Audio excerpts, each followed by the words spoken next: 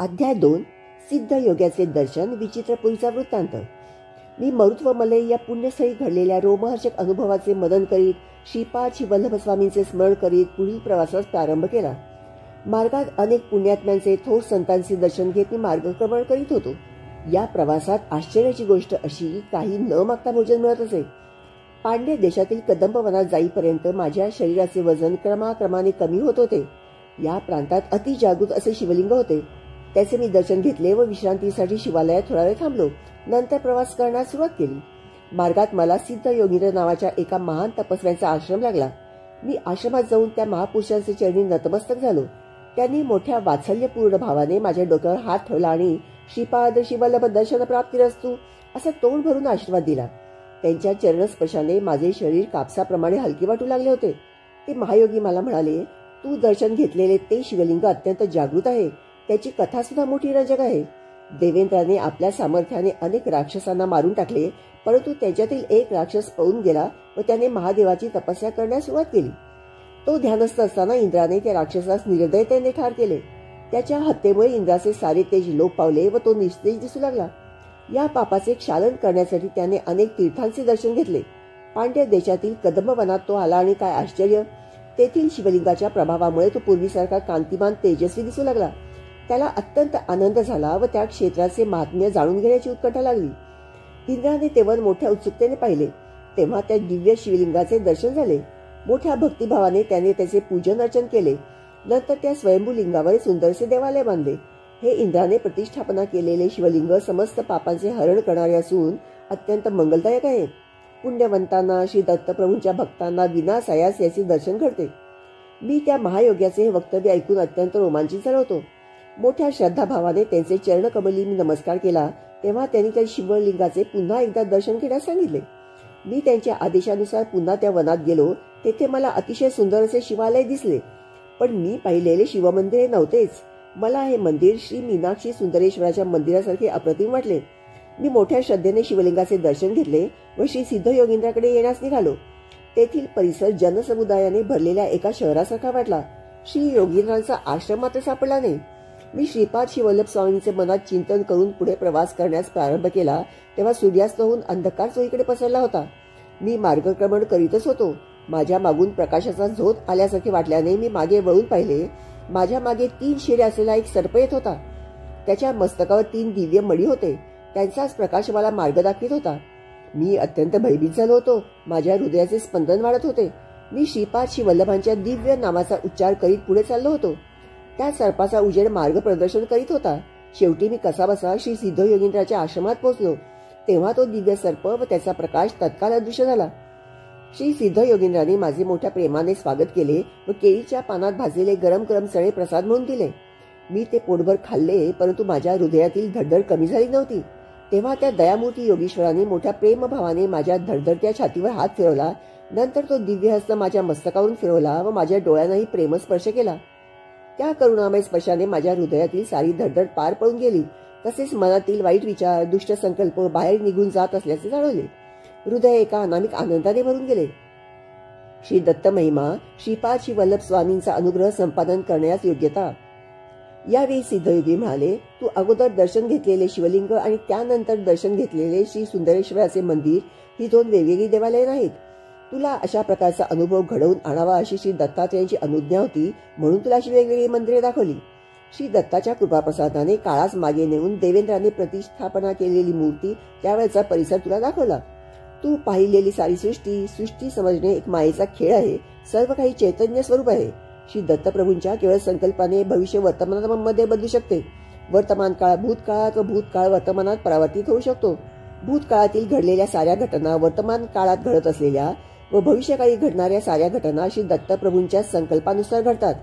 एखादी गोष्ट घडणे न घडणे अथवा वेगळ्या प्रकारे घडण्यास श्री दत्तप्रभूंचा संकल्पच कारणीभूत असतो। ज्या संकल्पाने सृष्टीची उत्पत्ती, स्थिती व लय होतो, त्या महासंकल्पाचे प्रणेते प्रत्यक्ष श्री दत्तप्रभूच आहेत। तेच सगुण रूपात पीठिकापुरम या क्षेत्री श्रीपाद श्री वल्लभ या नावाने अवतरले आहेत। तेथील लोकांनी त्यांचे सत्यस्वरूप जाणले नाही, परंतु कुरवपूर येथील मासे पकडणाऱ्या कोळी लोकांनी त्यांच्यावर नितांत श्रद्धा ठेवली व अल्पज्ञ असूनही ते स्वामींच्या कृपाप्रसादाने भवसागर आनंदाने पार करून गेले। श्रीपाद वल्लभांची कृपा संपादन करण्यासाठी आपल्यातील अहंकार पूर्ण नाहीसा झाला पाहिजे. ज्या वेळेस आपले हृदय काम, क्रोध, लोभ, मोह, मद, मत्सर या षडरिपूतून मुक्त होऊन शुद्ध होईल, त्यावेळी स्वामींची कृपा होण्यास मुळीच विलंब लागणार नाही. देवेंद्राने प्रतिष्ठापित केलेले ते शिवलिंग धनंजय नावाच्या एका व्यापाराने पाहिले. त्याने त्या शिवलिंगाचा महिमा आपल्या देशाचा राजा कुलशेखर पांड्यास सांगितला. ही शिवाज्ञास मानून त्याने त्या मंदिराचा जीर्णोद्धार केला व तेथे एका नगराची स्थापना करून त्याला मधुरानगर असे नाव दिले. कुलशेखर याचा पुत्र मलयध्वज आपल्या पित्याप्रमाणेच ईश्वर भक्त होता. त्याने संतान प्राप्तीसाठी पुत्र कामेष्टी यज्ञ केला होता. त्या यज्ञकुंडातून एक 3 वर्षांची अतिशय लावण्यवती कन्या अवतरित झाली. तिला पाहून राजा व यज्ञ करणारे सारे विप्र ऋषीगण अत्यंत आनंदित झाले. ही कन्या म्हणजेच मीनाक्षी देवी. तिचा विवाह पुढे सुंदरेश्वराबरोबर झाला. या विवाहात प्रत्यक्ष भगवान विष्णूंनी कन्यादान केले होते. लग्न सोहळा अत्यंत थाटामाटाने साजरा झाला होता. शिवाच्या जटेमधून निघालेली वेगवती नदी मधुरा नगरीतून वाहत होती व तिच्या परिसरातील प्रदेश अत्यंत सुपीक होऊन निसर्गरम्य झाला होता. श्री सिद्ध योगींद्र पुढे म्हणाले, अरे बाबा, सृष्टीमधील प्रत्येक वस्तूमध्ये स्पंदन होत असते. भिन्न भिन्न प्रकारच्या स्पंदनामुळे व्यक्तीमध्ये आकर्षण तर काहीमध्ये विकर्षण होते. पुण्यकर्म, उत्तम आचार आणि विचारांनी स्थूल, सूक्ष्म आणि कारणतेहात पुण्यरूपी प्रकंपन होते. पापकर्माने पापरूपी प्रकंपन होते. मनुष्याच्या पुण्याईने पुण्यशील व्यक्तींचा संग अर्थात सत्संगाची प्राप्ती होते. पुण्यस्थलांचे दर्शन घडते. पुण्यकर्मात आसक्ती वाढून पुण्याची वृद्धी होत जाते व पापांचा नाश होतो. या सर्वांचे फलस्वरूप म्हणून श्री दत्तप्रभूवर भक्ती जळते. अरे बाबा शंकर भट्टा, तुझ्यावर श्रीपाद वल्लभांची अपार कृपा असल्यामुळेच तू येथे येऊ शकलास. माझ्या सद्भाग्याचे मलाच आश्चर्य वाटत होते. श्रीपाद वल्लभांच्या दर्शनाची तळमळ दर क्षणी वाढत होती. केव्हा एकदा कुरवपुरी जाऊन श्रींच्या चरणी नतमस्तक होईन असे झाले होते. अशा स्थितीतच मला निद्रा लागली होती.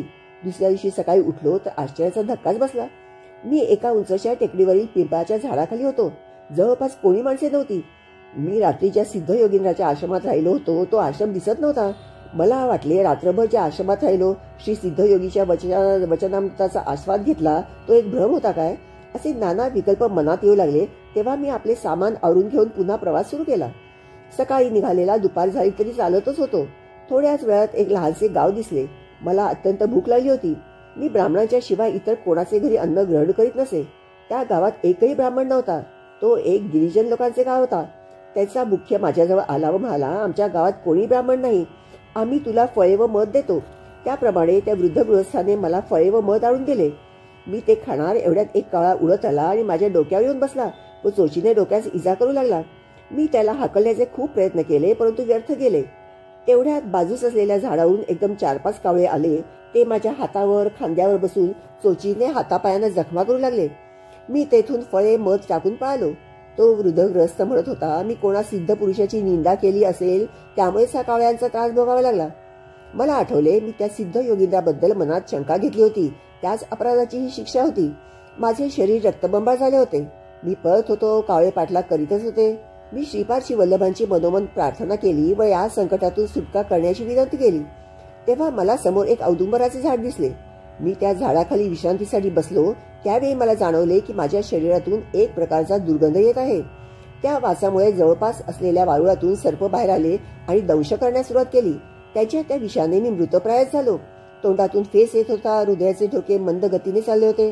केव्हा मृत्यू येईल ते सांगता येत नव्हते. सायंकाळ झाली होती. धोबी कपडे धुवून वाळून कपड्याचे गाठोडे गाढवावर ठेवून ते घरी जात होते. माझी स्थिती पाहून त्यांना दया आली.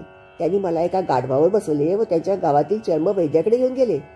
त्या वैद्याने वनातील काही मुळ्याचा रस काढून मला पिण्यास दिला. सर्पदंश झालेल्या जागेवर थोडी पाने बांधली. पिंपळाच्या कोवळ्या पानांचा रस काढून तो जखमेवर लावला. माझ्या दोन्ही कानात पिंपळाच्या पानाचे देठ ठेवले होते. विष जसे जसे पिंपळाच्या पानात उतरू लागले तशा तशा वेदना असह्य होऊन मी ओरडू लागलो. विष पूर्ण उतरून गेल्यावर मला बरे वाटले. ती रात्र मी वैद्याच्या घरीच काढली. तो वैद्य श्री दत्तप्रभूंचा भक्त होता. तो रात्रीच्या वेळी आपल्या कुटुंबियांसह मधुर आवाजात दत्तप्रभूंचे भजन गात होता. मी पलंगावर निजलो होतो. त्यांच्या त्या रसभरीत कीर्तन गायनाने माझे हृदय श्री दत्तप्रभूंच्या अनुकंपेने भरून आले होते. त्या वैद्याने केलेल्या उपचाराने मी पूर्ण बरा झालो होतो. त्याचे उपकार कसे फेडावे हे मला समजत नव्हते. भजन संपवून तो वैद्य माझ्याकडे आला. त्याचे नेत्र करुणा रसाची जणू वर्षास करीत होते. तो म्हणाला, माझे नाव वल्लभदास आहे. मी चर्मकारांचा वैद्य आहे. मी नीच जातीचा असलो तरी मी जाणतो की तुम्ही श्रीपाद वल्लभांच्या दर्शनासाठी निघाला आहात. तुम्हाला कावळ्याकडून त्रास झाला व सर्पदंश का झाला ते सुद्धा मला माहीत आहे. आपले नाव शंकर भट्ट आहे ते मी जाणतो. त्याच्या या अचूक वक्तव्याने मी अवाकच झालो. मला वाटले त्या वैद्यास ज्योतिषशास्त्राचे ज्ञान असावे.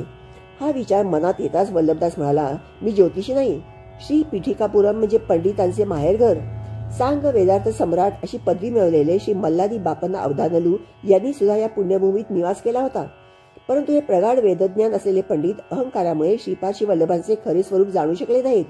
शुष्क वेदांत अर्थहीन तर्कवितर्क करणारे पंडित श्रीपाद वल्लभांच्या कृपेस पात्र होऊ शकले नाहीत. तुला टोचून जखमा केलेले कावळे हे पूर्वजन्मीचे पीठिकापुरम येथील महाअहंकारी पंडितच होते. त्यांनी आपले जीवन श्री श्रीपाद वल्लभांचे महात्म्य न जाणता आपल्या ज्ञानाच्या अहंकारातच व्यर्थ घालवले. ते मृत्यूनंतर स्वर्गलोकास गेले. तेथे इंद्राने त्यांचा वेद पंडित घनपाठी म्हणून सत्कार केला. परंतु जेव्हा त्यांना भूक लागली व जीव भुकेने व्याकुळ झाला तेव्हा त्यांना खाण्यासाठी कोणी काहीच दिले नाही. इंद्र म्हणाला, तुम्ही पृथ्वीवर असताना दानधर्म केला असता तर एका दाण्यासाठी 1000 दाणे आमच्याकडून मिळाले असते. परंतु तुम्ही कोणाला काही दान दिले नाही, तेव्हा तुम्हाला आम्ही काहीच देऊ शकत नाही. तुम्ही या लोकात स्वेच्छेने किती काळ राहू शकता. परंतु अन्न पाण्या वाचून इतर स्वर्गसुखे खरोखर शिक्षेसाठी होती. इंद्र पुढे म्हणाला, हे पंडितांनो, तुम्ही पादगयसारख्या पवित्र स्थळी राहून सुद्धा श्रद्धा भक्ती निष्ठेने आपल्या पितरांना पिंडदान केले नाहीत. आई वडिलांचा योग्य तो सन्मान न करता त्यांच्या औषध पाण्यासाठी एवढा खर्च झाला असे कृतज्ञतेचे उद्गार तुम्ही वारंवार काढले. श्रीपाद वल्लभांना श्री दत्तप्रभूचे अवतार न मानण्या एवढे तुम्ही अंध झालात. श्रीपाद वल्लभांच्या नामस्मरणाने पवित्र झालेल्या भक्ताचे रक्तप्राशन केल्यावरच तुम्हाला उत्तम गती लाभेल. वल्लभदास सारी कहाणी सांगत होता. तो म्हणाला, शंकर भट्टा, हे कावळे ते सर्प पूर्वजन्मीचे अहंकारी पंडित होते. त्यांनी तुझे रक्त चाखले व उत्तम गतीस प्राप्त झाले. वल्लभदास पुढे म्हणाला, ब्राह्मण सत्यनिष्ठ असावा, क्षत्रिय धर्मबद्ध असावा, वैश्यांनी व्यवसाय व्यापार गायीचे रक्षण क्रय विक्रय आदी व्यवहार करावे, शूद्रांनी प्रेम स्वरूप राहून सेवा करावी. भगवंताच्या भक्तीसाठी मात्र वर्ण जात कुळ श्रीमंत गरीब स्त्री पुरुष असा भेदभाव नसतो. भगवंत भक्ताचा केवळ प्रेमभाव श्रद्धा दृढ विश्वास पाहतो. मानव कोणत्याही वर्णात जन्मला तरी त्याने स्वधर्मानुसार कर्म करावे. वल्लभदास पुढे म्हणाला, तू लहान असताना विष्णुमूर्तीचे ध्यान श्लोकाचे पठण करीत होतास. त्यावेळी तू विनोदाने एका श्लोकाचा चूक अर्थ आपल्या मित्रांना सांगत होतास. तो श्लोक असा होता, शुक्लांबरधरं विष्णू शशिवर्णौ चतुर्भुजं प्रसन्नवदनौ ध्यायेत् सर्व विघ्नोपशांतये. याचा विनोदार्थ केलेला अर्थ श्री दत्तप्रभूंना आवडला नाही. त्याची शिक्षा म्हणून तुला धोबी लोकांनी गाढवावर बसवून आणले. शेवटी चर्मकारांच्या गावात पोचवले. तुझी अशी दुर्गती करण्यामागे श्रीपाद वल्लभांचा विनोदाबरोबरच तुला काही पाठ शिकवून तुझ्यातील अहंकार दूर करण्याचा मानस होता. त्या दयाघन श्री गुरु श्रीपाद वल्लभांची प्रत्येक क्षणी आपल्यावर दृष्टी असते ही गोष्ट ध्यानात असू दे. मी वल्लभदासांच्या हितोपदेशाने कृतकृत्य झालो. माझ्यातील ब्राह्मण असल्याचा अहंकार नाहीसा झाला. मी वल्लभदासांचा पाहुणचार स्वीकारला. 2-3 दिवस राहून पुढे चिदंबरला जाण्यास निघालो. चिदंबरला पोहोचण्याच्या अगोदर विचित्रपूर नावाचे गाव लागले. त्या गावाच्या नावाप्रमाणे राजाही विचित्र वर्तन करणारा होता. त्या राजास एक मुलगा होता, परंतु तो मुका असल्याने राजा नेहमी उदास असे. त्याला वाटे की ब्राह्मणांनी लोपभूयिष्ट असा यज्ञ केल्याने त्याचा मुलगा मुका झाला. तो ब्राह्मणांचा अपमान करून त्यांना गाढवावर बसून त्यांची मिरवणूक काढीत असे. ब्राह्मणांना दान म्हणून राजगिऱ्याची भाजी देत असे. त्या राज्यात ब्राह्मण आपला अहंकार विसरून अगदी दयनीय स्थितीस प्राप्त झाले होते. एका विद्वान ब्राह्मणास राजाने मूक भाषेवर ग्रंथ लिहिण्याची आज्ञा केली होती. त्या राजाज्ञेनुसार ते राजगुरू ब्राह्मण मूक भाषेवर संशोधन करू लागले होते. शंकर भट्ट आणि राजे महाराजांचा संवाद. राजाच्या सैनिकांनी मला आपण ब्राह्मण आहात का असा प्रश्न विचारला. मी होकारार्थी मान हलविताच आपणास आमच्या महाराजांचे आग्रहाचे आमंत्रण आहे असे म्हणून राजवाड्यात येण्याची विनंती केली. मी त्यांच्याबरोबर राजासमोर उभा राहिलो. मला भीतीने घाम सुटला होता. मी तेव्हा मनोमन श्री श्रीपाद वल्लभांची प्रार्थना केली व नामस्मरण करू लागलो. राजाने मला पहिला प्रश्न विचारला, तेवढ्याच एवढे तर एवढ्याला किती होईल? मी गंभीरपणे उत्तर दिले, एवढ्याला एवढेच. माझ्या उत्तराने राजाला आश्चर्य वाटले. तो म्हणाला, महात्मन, आपण मोठे पंडित आहात. आपल्या दर्शनाने मी धन्य झालो. राजाने आपल्या पूर्वजन्मातील आठवणी सांगण्यास सुरुवात केली. तो त्या जन्मी एक ब्राह्मण होता. त्याच्या घरी राजगिरा पिकत असे. ती भाजी तो सर्वांना मुक्त हस्ताने देत असे. त्याच्या साध्यायी ब्राह्मणांकडून यजमानाच्या घरी पूजा अर्चा अभिषेक आदी करून घेत. यजमानांनी दिलेली दक्षिणा मात्र स्वतः घेऊन अगदी अल्पशी त्या गरीब ब्राह्मणास देत असत. त्यांच्या घरची राजगिऱ्याची भाजी सुद्धा फुकटच घेत. कालचक्र फिरत गेले. दुसऱ्या जन्मी तो गरीब ब्राह्मण राजा म्हणून जन्मला. आणि त्याला त्रास देणारे लुबाडणारे ब्राह्मण दुसऱ्या जन्मी सुद्धा त्याच राज्यात ब्राह्मण म्हणून जन्मले. तो राजा पूर्वीच्या जन्मी दिलेल्या राजगिरीच्या भाजीच्या दानाचे कैक पट या जन्मात दान देत होता. त्याला अचाट दानाचे फळ काय मिळेल याचे उत्तर हवे होते. मी राजाला म्हणालो, महाराज, राजगिरीची भाजी किती दान केली तरी तिच्या 100 पटीने तीच भाजी आपणास मिळेल. सध्याच्या परिस्थितीत रत्न, मणी, सोने आदी दान करणे तुझ्या हिताचे आहे. माझ्या उत्तराने राजास आनंद झाला. आता दुसरा प्रश्न मूक भाषेचा होता. राजगुरूंनी माझी परीक्षा घेण्यासाठी आपली 2 बोटे दाखवून 1 का 2 असे खुणेनेच विचारले. त्यांनी मला एकटाच आलास का सोबत कोणी आहे असा प्रश्न वाटून मी एकटाच आलो असे दर्शविण्यास एकच बोट दाखवून खुणेनेच उत्तर दिले. त्यानंतर त्यांनी 3 बोटे दाखवली. 3 संख्या पाहताच मला दत्तात्रेयांची त्रैमूर्ती आठवली. तुम्ही दत्तभक्त आहात का असा प्रश्न वाटला. मी भक्ती ही गुप्त असावी असे जाणून हाताची मूठ बंद करून दाखवली व भक्ती हा विषय अंतरंगाचा आहे असे सांगितले. नंतर राजगुरूंनी गोड पदार्थाचा मिठाईचा भंडारच मला देत असल्याची खूण म्हणून तसे हातवारे केले. परंतु मी हाताने ते नाकारले व माझ्याजवळ असलेले पोहे पुरचुंडीतून काढून त्यांना दिले. मला गोड पदार्थापेक्षा पोहेच जास्त आवडतात. तुम्ही सुद्धा यांची चव पाहू शकता असा माझा भाव होता. माझ्या उत्तरांनी राजगुरू अति प्रसन्न झाले आणि राजास म्हणाले, राजा हा फार मोठा पंडित आहे. मुख्यांच्या भाषेत सुद्धा मोठा पंडित आहे. 2 परीक्षांमध्ये तर मी सफल झालो होतो. आता 3री परीक्षा डोळ्यासमोर भेडसावीत होती. राजगुरूंनी सांगितले, चमक बदली श्लोक वाचून त्याचा अर्थ सांगावा. मी श्रीपाद श्री वल्लभांचे मनोमन स्मरण करीत एक श्लोक वाचला व त्याचा अर्थ सभेत समजावून सांगितला. मी सांगितलेला अर्थ असा होता, एकाचमे म्हणजे 1, तिसरश्चमे म्हणजे एकाला 3 जोडले असता 4 होता, त्याचे वर्गमूळ 2 येते. पंचचमे म्हणजे 4त 5 मिसळल्यास 9 होता, त्याचे वर्गमूळ येते 3. सप्तचमे वर आलेल्या 9 मध्ये 7 मिसळल्यास 16 येतात, त्याचा वर्गमूळ 4 येतो. नवचमे म्हणजे वरील 16 संख्येत 9 मिसळले असता 25 येतात, त्याचा वर्गमूळ 5 येतो. एकादशचमे म्हणजे वरील 25 मध्ये 11 मिसळल्यास 36 येतात, त्याचे वर्गमूळ 6 येते. त्रयोदशचमे म्हणजे वरील 36 संख्येत 13 मिसळल्यास 49 येतात, त्याचे वर्गमूळ 7. पंचदशचमे म्हणजे वरील 49 संख्येत 15 मिसळले असता 64 होतात, त्याचे वर्गमूळ 8 येते. सप्तदशचमे चा अर्थ वरील 64 संख्येत 17 मिसळले असता येणारी संख्या 81 आणि त्याचे वर्गमूळ 9. नवदशचमे म्हणजे वरील 81 संख्येत 19 मिसळले असता 100 होतात, त्याचे वर्गमूळ येते 10. एकविंशतिश्चमे म्हणजे वरील 100 या संख्येत 21 मिसळल्यास संख्या 121 होते, त्याचे वर्गमूळ येते 11. त्रयोविंशतिश्चमे वरील 121 संख्येत 23 मिळवले असता 144 होता, त्याचे वर्गमूळ येते 12. पंचविंशतिश्चमे याचा अर्थ वरील 144 संख्येत 25 मिसळले असता 169 होतात, त्याचे वर्गमूळ येते 13. सप्तविंशतिश्चमे याचा अर्थ वरील 169 मध्ये 27 मिसळले असता 196 होतात, त्याचे वर्गमूळ येते 14. नवविंशतिश्चमे म्हणजे वरील 196 मध्ये 29 मिसळल्यास 225 होतात, त्याचे वर्गमूळ 15 येते. एकत्रिंशतचमे याचा अर्थ वरील 225 मध्ये 31 मिळवले असता 256 येतात, त्याचे वर्गमूळ येते 16. त्रयस्त्रिंशतचमे म्हणजे वरील 256 मध्ये 33 मिसळले असता 289 येतात, त्याचे वर्गमूळ येते 17. माझे प्रवचन मलाच आश्चर्यकारक वाटले. मी हे जे बोललो ते सर्व सृष्टीच्या परमाणूचे रहस्य होते. ते कणादृष्टींना माहीत होते. परमाणूंच्या सूक्ष्म कणांच्या भेदामुळेच विविध धातूची निर्मिती होते. माझे प्रवचन दरबारातील सर्वांनाच खूप आवडले. राजाच्या सर्व प्रश्नांना समर्पक उत्तरे दिल्यामुळे व श्रीपाद श्री वल्लभांच्या कृपेने मी त्या विचित्रपूर नगरातून सुरक्षित बाहेर पडलो. श्रीपाद श्री वल्लभांचा जय जयकार. फलश्रुती मन क्लेश निवारण.